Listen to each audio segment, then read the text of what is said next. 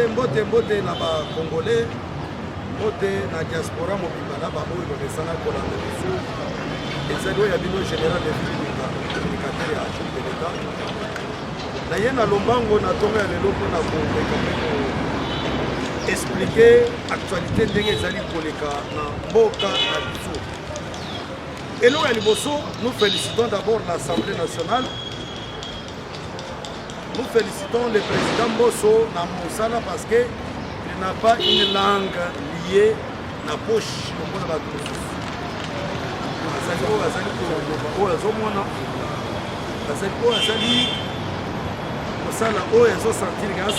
le bien-être du peuple congolais. Lobby, nous félicitons le chef de l'État Félix Antoine Tshisekedi parce que tout le monde a une intention de réforme. Ya justice ya mboka esalema.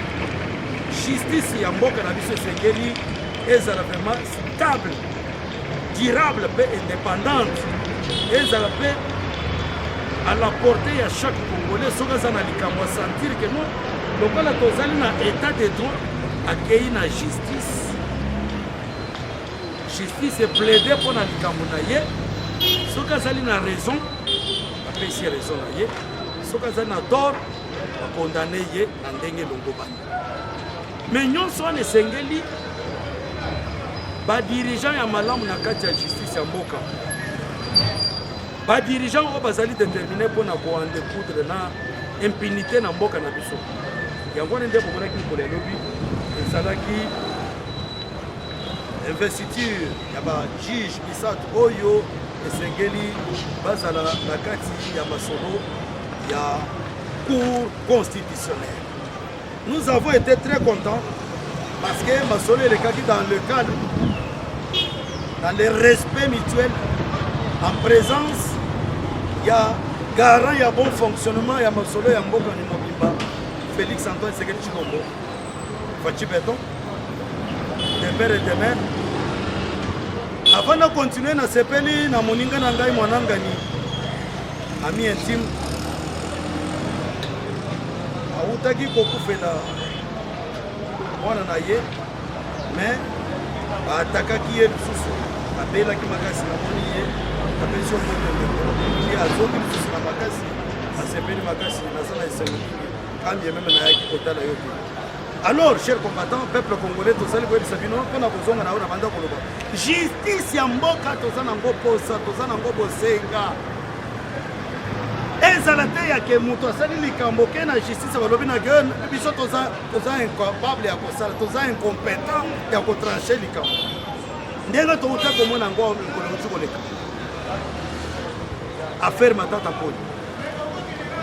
Matata Mponi ye moko moto akende komitika na IGF akende komitika na IGF ayebisi IGF inspection générale de finance nazoyoka munu bato bazoatake ngai bazolobaki n'importe quoi na ye nasengi bino boya bosala enquête na oyo ngai nazwaka lokola mbongo mpona kosala mosala boyo kosala enquête na oyo esalamaka lokola mosala bayebakei basali enquête bacontrôle basali contrôle. Je parle bien de l'IGF, l'inspection générale des finances. Oui, ezali kokambama na maboko ya Yemei mwana mboka des pères et des mères kozana souci ya koaccompagner chef de l'État na vision na ye à la personne ya monsieur Jules Alinguet Kei oyo azali kotravailler butu moi pour que patrouille financière esalema na basecteur nyonso. Mais ntango ye moko na bato na ye inspection mobimba batravailler ils nous ont découvert bongo ebele oyo ezwaka mapeka etambola elakwa. Monsieur Matata Mponi omoni ndenge oyaka kokutana na biso. Voilà maintenant les rapports sur ce que vous nous aviez demandé de faire. Tala mbongo oyo bapesaka yo autant tala sikoyo mbongo oyo osalela ezali autant mbongo oyo ezali oyo ezwi makolo ekei eza autant atongo ezalaki bongo te. Donc toi tu voulais ce que makambo nyonso basala en votre faveur Bandeko, je lance ce message même na ba Congolais au baza na mémoire plus. Mutu ya moko akeko mythique basali enquête bakutia na bambeba omoni siko quelques Congolais soupe batelemi balobi que non. Ezali acharnement contre mutu na biso. Azali candidat président. Siko bobandi ko sala bondele ni. C'est que bozo banga ye. Non. Moyibi babenga kaye kaka moyibi. Ndoki babenga kaye. Yangwa ndebo mon chef combattant peuple congolais. Chef de l'État attend pas mon que non. Ndenga Bible lobi que c'est la justice qui élève une nation. Quand la justice est allée pour élever nation et c'est ngeli siko justice pèse à la yamanamu. Justice est à la portée à Batnos. Justice est à la bien pour que la nation soit tombée avec des choses. Et vous avez vu chef de l'État à partir de la juge. Oyo, c'est là que mon corps soit. Outi, les deux chambres, le chef de l'État. La carte il y a beau, il y a bango moko ba juge. Voilà mon chef de l'État à investir bango. Donc nous espérons que côté justice, Masolo ya madame Kosale. Parce que tous en a dossier, les qu'on a d'abord justice. Tous en a affaire vitale Kabel. Vous allez dans Makambo, Etali Matata Pony. Vous allez dans Makambo, il y a des détournements, il y a des deniers publics. Vous allez dans Makambo, il y a des mbongo belé, vous allez Kozo. Mapeka. Les autres, les autres Pumbo, les autres qui ne sont pas éviter. Il faut soit une bonne justice.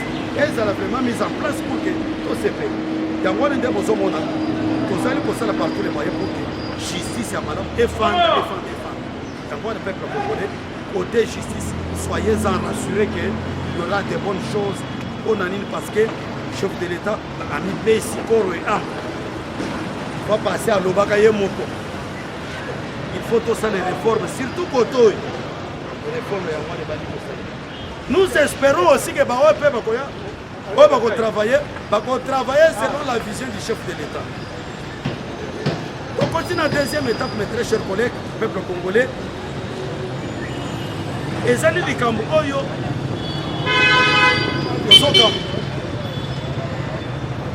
et puis, nous connaissons les interpellés du Congolais pour voter les députés pour que les vendre dans l'Assemblée nationale. Comme si vous avez sénateur, comme si vous avez l'Assemblée profession. Mais pour ne parler que dans l'Assemblée nationale, pour voter député, c'est l'homme qui est représentant ou bien représentante de la biso et si comme il veut que ça les marque. Mais banda pour voter les députés, oh il y a bien pour voter wana. Mon côté, pour que le mon côté a tiré au fond de la plénière.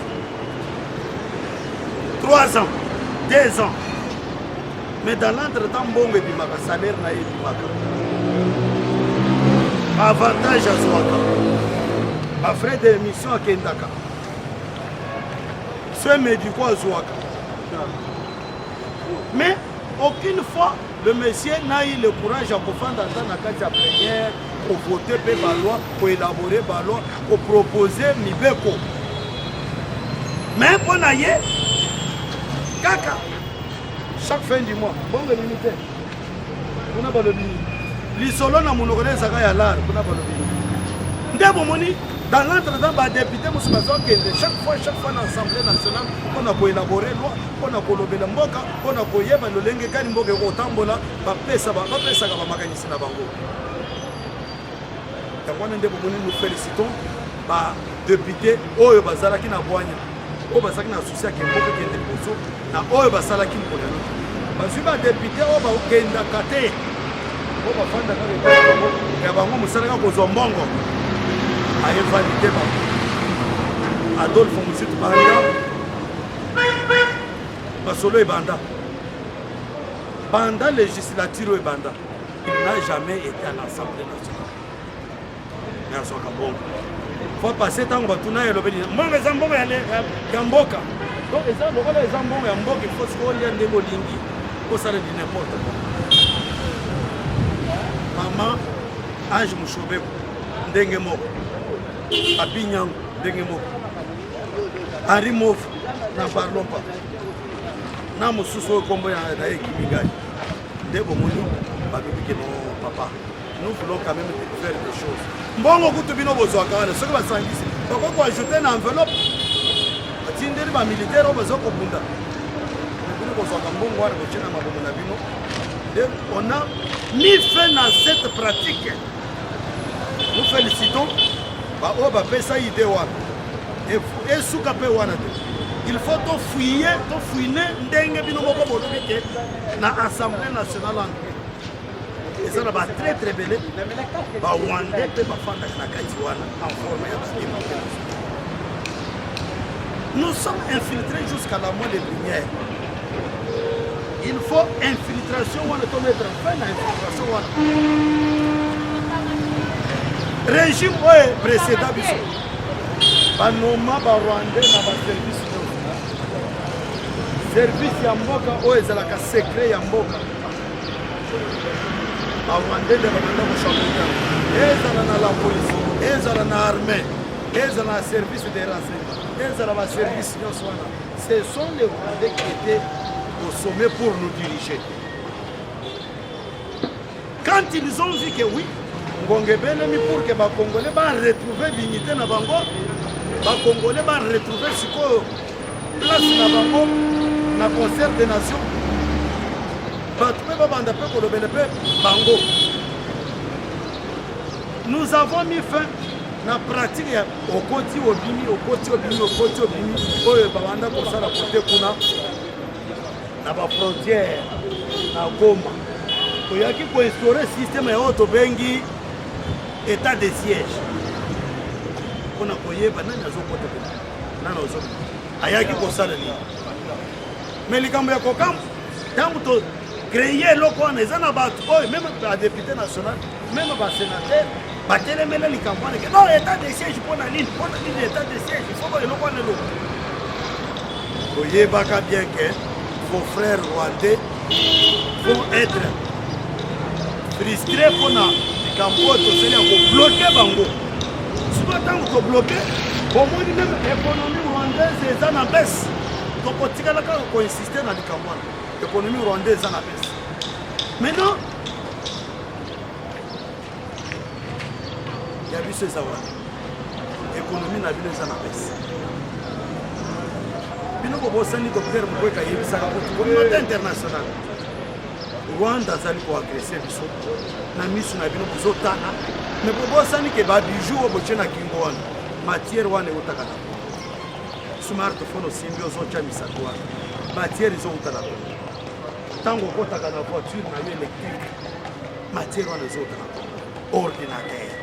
Mais pourquoi ne pas voir l'amour ya Congo, amour ya mboka ke non matière oyo ezouta na mboka oyo mais mboka oyo lelenge kani eza plus pauvre boye toluka ba mécanisme pour que toi rendre bato plus fort non bango communauté internationale bitumba na biso ezo intéressé bango te tant que nous sommes agressés pour na bango non vous n'êtes pas agressés on a nini eloko ezo intéressé bango ezaka baya bayiba or minerai consort comme preuve mon histoire azali awa asali plus d'années, plus de 20 ans.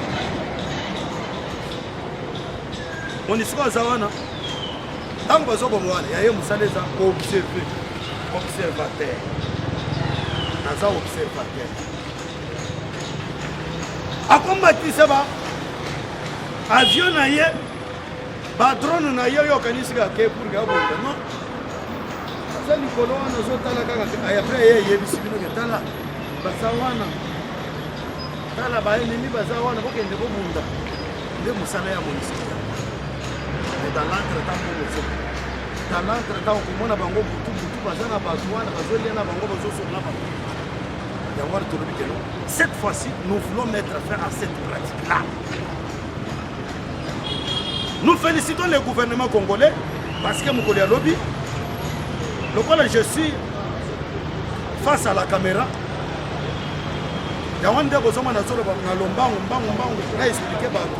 Parce que ma solo est ébélé.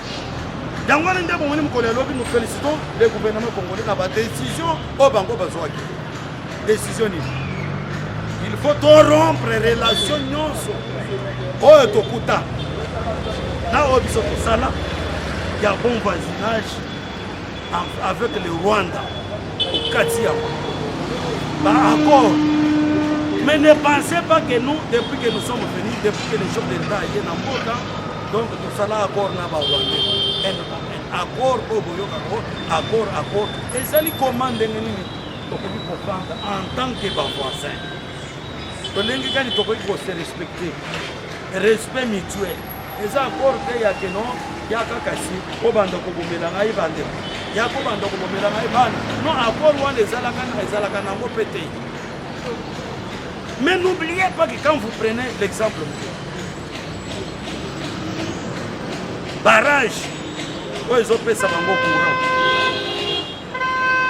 courant oyo bango basalelaka barrage wana eza barrage ya mboka na biso na Ruzizi. Mais quand nous avons pris le pouvoir, on a trouvé ça. Tokuti yango, tokuti barrage wana bazosalela yango. Nyonso eza ba accord oyo basala avant biso. Oyo biso mpe toza obligé cette fois-ci. Donc on a besoin de respecter ba Congolais. Donc on a respect wana ekotina na mituna bango te. Wana bango bazolinga ndenge topesaka bango neti ba barrage oyo utiliser courant bona bo. Wana bango basuki wana te. Wana bango il faut sikoyo bakata. Bazwa mabele wana topesa NON. Yango il faut rompre na ba bato wana. Tozo mettre fin na buzoba wana. Peuple congolais. Na kamwe na unazoka bato musoba zolo bake RDC azana makoki ya kobundisa Rwanda te. Tango baloba qui veut la paix prépare la guerre. Quand nous sommes arrivés même au point il y a pointer Rwanda na Mozambique. Rwanda nde azali ko agresser biso. Ne pensez pas que nous ne sommes pas préparés. Denga na landi de Congolais azana libela moto. Toi tu peux dire que un pays à la dimension de la République démocratique du Congo n'a pas Amandou. Nous avons tout. Nous allons affronter le Rwanda. Ceux qui osent en Amakila, peut-être, tu peux être 50%, 50%, 50 Rwandais, 50 Rwandais. Et en Rwanda, tant que vous allez attaquer Bandebonabino, yo et so sale au passe. Dans le moment où nous sommes agressés, ce que nous faisons, c'est un discours contraire. Il y a discours, il y a unité. Contraire, discours, il y a que toi affronter pour avoir la victoire. Il y a que Moutouana n'est pas congolais. Soit un Congolais, demi-Dakar. Nous avons toutes les méthodes. Nous avons toutes les potentialités. Nous avons moyens. Et nous avons moyens. Nous avons de l'argent. Nous avons les armes. Nous avons toutes les pièces qu'il nous faut pour que tu affrontes au Rwanda. Parce que c'est un mboka ya moki. Vous allez confronter Bango. Nous irons avec eux jusqu'à la fin. Parce que nous sommes plus que déterminés cette fois-ci. On a quoi à découdre là pour ce moment. Les amis, les regrets. Mais là, on a vu Sabino. Pour ne parler que de l'actualité. Nous félicitons nos frères au Bazana et Samboka. Plus précisément à Goma. Parce que c'est une démonstration de grande envergure. Félicitations à Bande. On a une démonstration de ça pour la Kissi que non, oui, il faut nécessairement pour la Kissabango de quoi nous sommes capables. De notre pays, si bango déjà avertissement. Voyez que nous sommes cette fois-ci plus que capables de kota même na kati ya mabele ya Rwanda. Parce que bon la Kissi pe kiloko so kokoti na Bunagana. Mboka yoza ya binote, kokoti na Bunagana. Peut-être vous priez, Babylone et l'État, vous priez, pour vous montrer que bon de cause à la place mais nous allons nous affronter jusqu'à vous arranger notre territoire. Ma belle Nabiso, attends d'ambo et pour céder à côté, attends d'ambo pour céder à côté. Peuple congolais, soyez en rassurés. Qu'est-ce qui se passe actuellement? Et là, on est poussé, oh, il va télémer le Congo. Bon, il y a que tout le monde est en train de nous regarder, la République démocratique.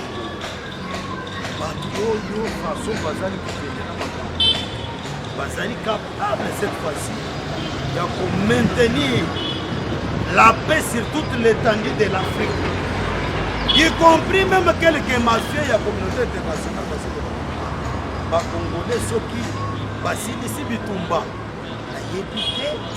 où est-ce que nous aurons la facilité de Koyiba? Parce que c'est une guerre qui nous a été imposée par les Blancs. Dans les pays où il y a minéraux, dans les pays où il y a mabanga ya pamba, l'Éthiopie, tu ne trouveras jamais la guerre. Mais nous, ici, on nous a imposé cette guerre parce que c'est le pays le plus riche du monde. Mais non, comme il nous impose cette guerre, nous sommes en train de nous concentrer pour que le peuple congolais puisse Félix Antoine Tshisekedi Tshilombo. Sécurité ya mboka eza moko ya ba oyo apesa lokola programme na ye.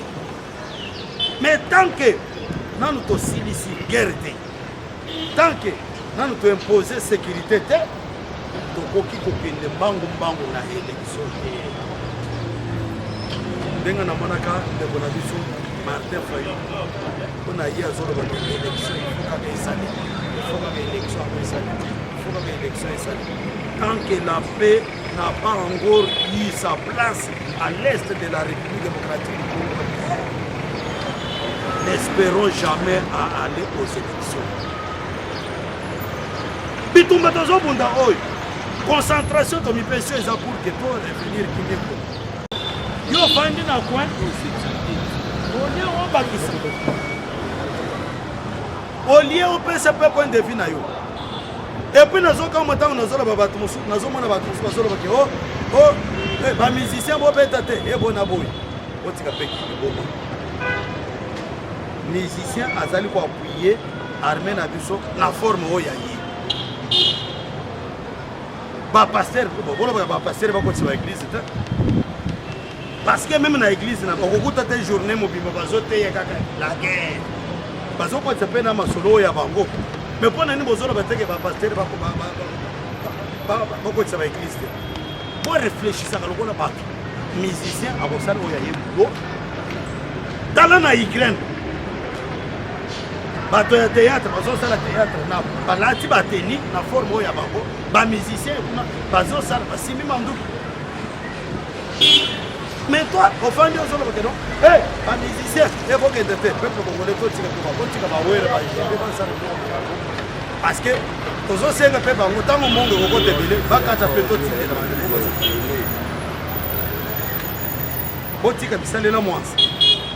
le chef de l'État Félix Antoine Tshisekedi Tshilombo, il est plus que déterminé. Plus que déterminé cette fois-ci. Le gouvernement ya Baorios.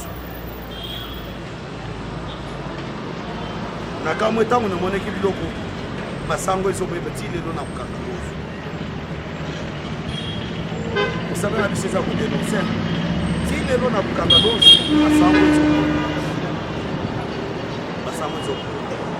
quand on est bango, non, parce que les personnes qui n'ont pas récolté, tandis que le peuple congolais a souffert à terrain, il va pouvoir examiner le massango, il doit en avoir un les opos. On a dit que vous allez être jeune. Massango est oppo là, on a pas de l'eau. Bino bato ozo soutenir matata poyo zimbongo ya kosala Kangalozo mais likambo ya kokamwa même nzela ya kokota pona kokota na zama ya Kangalozo cela est mais université zo jaillir na Manyema peuple congolais topesa Félix Antoine Tshisekedi position parce qu'il y a un volume à neutraliser l'ennemi. Dans les jours à venir, ceux qui ont croisé ma boque, heureusement que nous avons eu un président à la dimension Yake, Mboka, et Zopé, Valère Ndenga, pays Moussabike, Naba Angola, Baza respecté. Les bombes sont comme ça. Et on va le tourner. Pour qu'il n'a chuté. Notre soutien à FARDC, notre soutien à ma solo Ndenga Zali Kosalimana, Est à Mboka. Masolo Moussousouana, merci beaucoup. Et c'est le général de l'État, communicateur et chef de l'État, Fachibeto. Pour y appeler pour Masolo Moussousouana, pour y expliquer comment tu tenir à temps. Merci beaucoup. Numéro de la 044 0 6 45 044 0 6 45. Pour s'abonner parce que on a ma chaîne. Sans oublier, nous avons acquis à Moura. Jordan. Dans les télémédias bakinois, nous sommes presque déterminés pour que ça ne soit pas.